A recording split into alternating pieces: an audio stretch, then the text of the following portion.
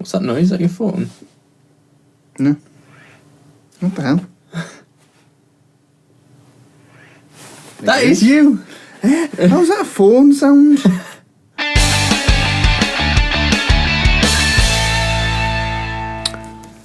The refreshing taste of Pepsi Max. Sponsoring Squib TV.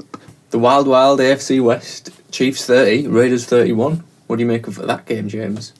Well, Thursday night I was working, so unfortunately didn't see this game live, but saw the highlights, and for a Thursday night football game, it was probably the most entertaining of the season.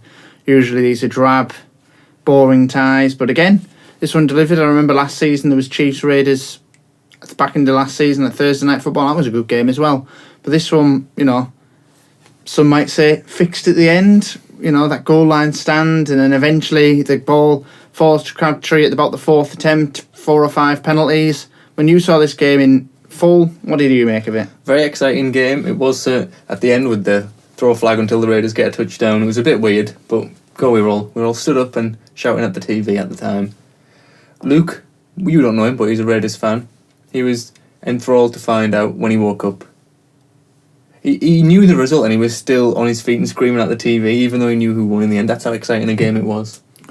Yeah, I think it blows open the AFC West. I think the Chiefs have to be more disciplined on the goal line. I mean, you can talk about did they throw it in the favour of the Raiders, but, we've seen teams give up penalties in these sort of areas when there's such desperation on them.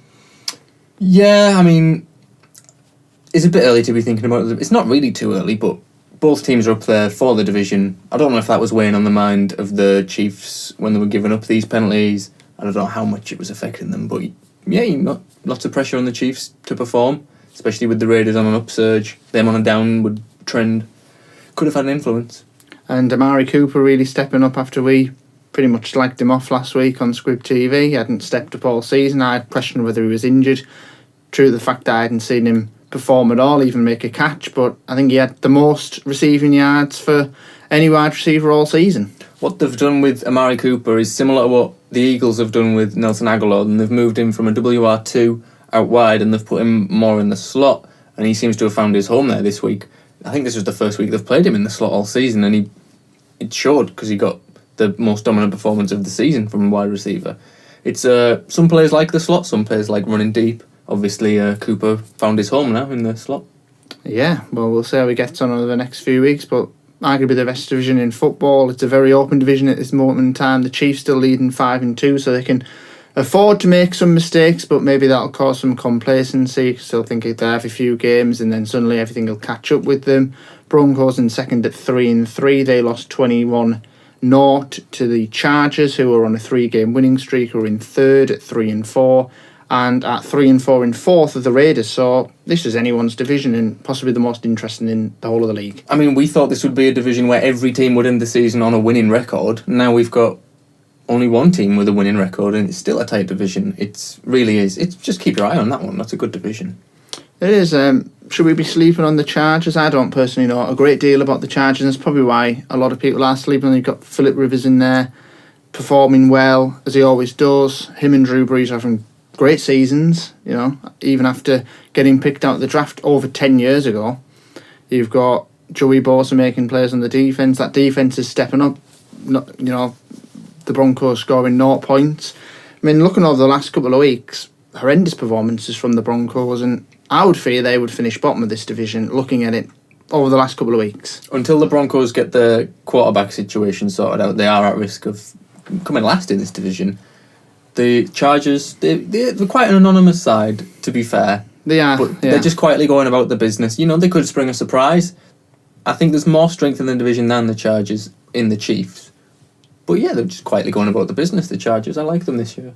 And an opportunity for the Raiders to get back into it. But as we were saying with the Broncos, the quarterback situation, we were singing the praises of Trevor Siemian right at the beginning of the season. Something out of a second week victory over the Cowboys, but it just hasn't happened for him. I don't know whether it's injuries at wide receiver. They're losing Emmanuel Sanders last weekend.